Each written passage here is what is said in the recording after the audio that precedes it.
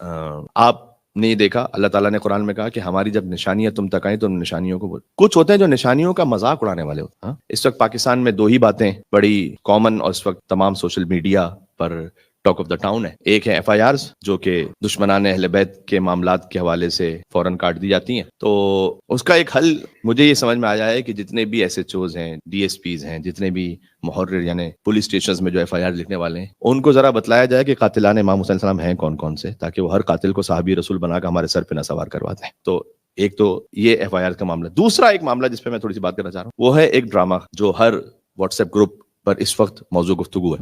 غالباً فرقہ عشق اس کا نام ہے اور اس میں کچھ ایسے مناظر دکھلائے گئے کہ جہاں امام حسین علیہ السلام کی عزاداری کے دوران ایک لڑکا اور لڑکی ملتے ہیں اور کبھی سبیل پر کبھی جلوس میں. تو اس میں بظاہر عزاداری اب عبداللہ حسین علیہ السلام کی اہانت اور توہین ہو رہی ہے. نامحرم خاص مل رہے ہیں جلوس میں عزاداری میں اور اس کو اس تھیم پر بنایا گیا کہ لڑکا اہل سنت سے اور لڑکی تشیع سے ہے تو یہ کہ شیعہ اور سنی کا ازدواج ہو. اور اس کے بعد اس کا جو اس وقت تک کا سامنے معاملہ آیا کہ اس سے جو اولاد ہو وہ کہتے ہیں کہ ہم نہ اپنی اولاد کو شیعہ کریں گے نہ سنی کریں گے بلکہ ہم مسلمان رکھیں. خود یہ والی جو ایک بات ہے یہ بارز مادہ بڑی امپریکٹیکل بات ہے اس لیے کہ جو بھی وہ اولاد ہو یا کوئی بھی انسان ہو تو یہ کہتا ہے کہ میں نہ یہ ہوں نہ وہ ہوں بلکہ میں تو مسلمان ہوں. تو یہ ناری کی حد تک تو بڑا اچھا لگتا ہے. لیکن آپ اسے 2 سوال پوچھیں کہ بھائی ماتم کو آپ بدعت کہتے ہیں یا نہیں کہتے, آپ عزاداری میں آتے ہیں نہیں آتے, روزہ کس وقت کھولتے ہیں, ہاتھ کھول کے نماز پڑھتے ہیں, ہاتھ باندھ کے نماز پڑھتے ہیں. یہ ساری تشیع کی علامت ہے. سب سے بڑھ کر بات تو یہ ہے کہ رسول اللہ کے بعد کسے خلیفہ بلا فضل سمجھتے. تو خود بخود ایک واضح معاملہ جب رسول اللہ کی وفات کے بعد ہی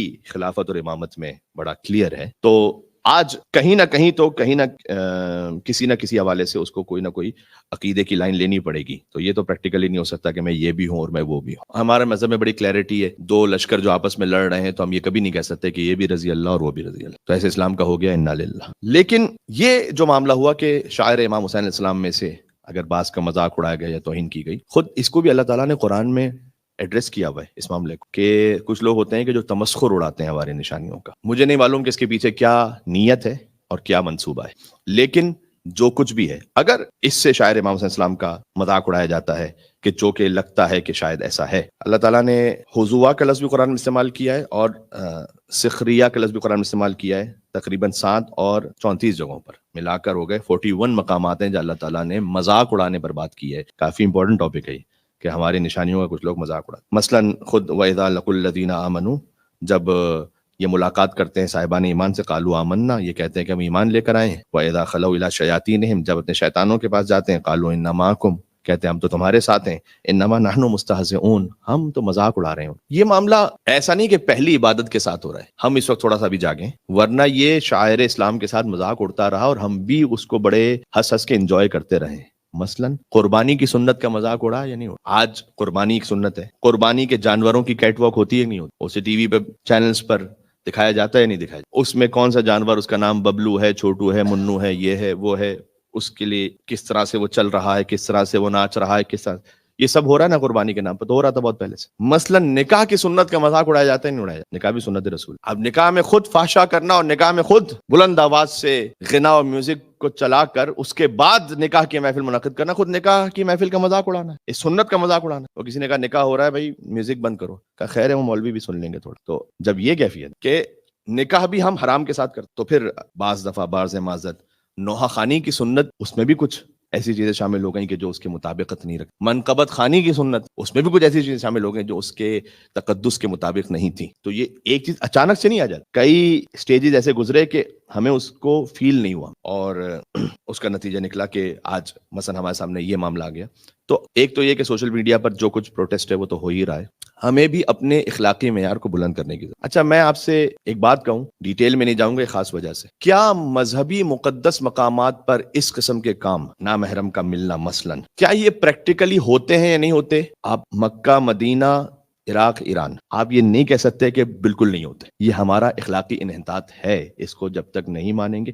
میں اس پہ اس لیے بہت زیادہ کھل کے نہیں بات کرنا چاہتا کہ دشمن فائدہ نہ اٹھا لے, ورنہ کیا یہ نہیں ہے؟ بعض مقامات پر ہے. اس لیے ہمیں اپنے گریبان میں بھی جھانکنے کی ضرورت. کیا مذہبی اجتماعات میں یہ کام ہوتا ہے یا نہیں ہوتا؟ کبھی ہو بھی جاتا, ہمیں اپنے گریبان میں جھانکنے کی ضرورت ہے. ہاں دشمن نے اس کو اس لیے ہائی لائٹ کیا کہ وہ اس سے ایک ایسا تاثر دینا چاہتے ہیں کہ دیکھو ان کے جو مقدس اجتماعات ہیں ان میں مثلاً شاید ایسا ہی ہوتا ہے، جبکہ ایسا نہیں ہے، 1% یا 0.1%، لیکن بہرحال اخلاقی انحطاط کا ہم بھی کہیں شکار، تو اس پر ہمیں بھی اپنی اخلاقیات کو بلند کرنے کی ضرورت ہے۔ اور دوسرا ایک اہم بات، ایک بڑی اہم بات ہے اس کو غور کیجیے گا، اور میں اس پہ خطبہ تمام کروں۔ ہر سیاسی معاملے میں کربلا کا حوالہ دینا بھی بند کریں، ورنہ ایک دکان کھلی ہوئی، میری ایک پولیٹیکل پارٹی جسے مجھے اچھی لگتی ہے، میں نے کہا یہ خیمہ حسینی ہے۔ کیوں خیمہ حسینی ہے؟ کوئی حسینیت تو یزیدیت کا معاملہ اس وقت ہو رہا ہے، تو اگر میں نے بھی ہر سیاسی حوالے میں، حتیٰ یہ کہ کچھ لوگ مار دیے گئے، فرض کیجئے ظلم ہوا ان پر، کیا ہر ظلم کربلا ہے؟ کربلا ہونے کے لیے وجود حسین ابن علی ضروری ہے۔ بات سمجھ میں آ رہی ہے آپ کو؟ ہر ظلم کربلا نہیں ہے، ہر زمین کربلا نہیں ہے، ہر دن عاشور نہیں ہے۔ جب آپ خود اپنا پنڈورا اس طرح سے کھولیں گے تو دوسرے نے 2 قدم آگے بڑھ کر اس سے کام لینا۔ کیوں آپ نے کربلا کا حوالہ اتنا سستا رکھا ہوا؟ اپنے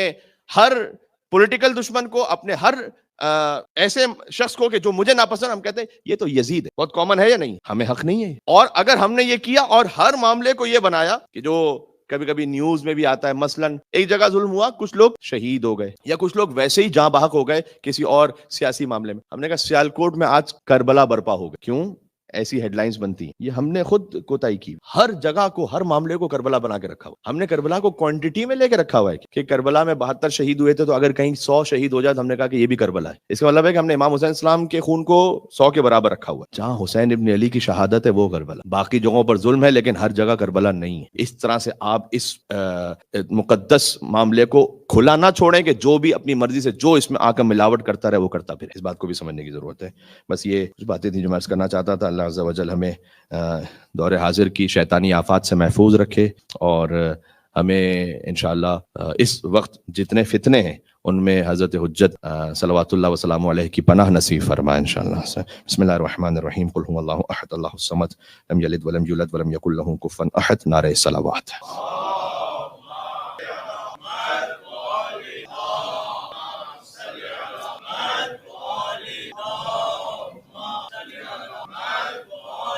بسم اللہ الرحمن الرحیم، لا حول ولا قوة الا باللہ العلی العظیم، والصلاة والسلام علی اشرف الانبیاء والمرسلین سیدنا و مولانا بالقاسم محمد، اللہم صل علی محمد وعلی آلہ الطیبین الطاہرین المعصومین، اللہم صل علی سیدنا و مولانا علی امیر المومنین وقائد الغر المحجلین و امام المتقین علیہ افضل الصلاة والسلام۔ نعرہ صلوات۔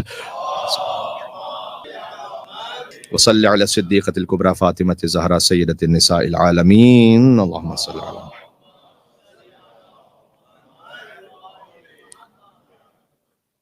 وصلی علی سبط الرحمہ و امام الہدی الحسن والحسین سید شباب اہل الجنۃ اجمعین، اللہم صل علی محمد وعلی محمد وعلی علی ابن الحسین و محمد ابن علی و جعفر ابن محمد و موسیٰ ابن جعفر و علی ابن موسیٰ و محمد ابن علی وعلی ابن محمد والحسن ابن علی علیہم السلام۔ الصلاۃ والسلام علیک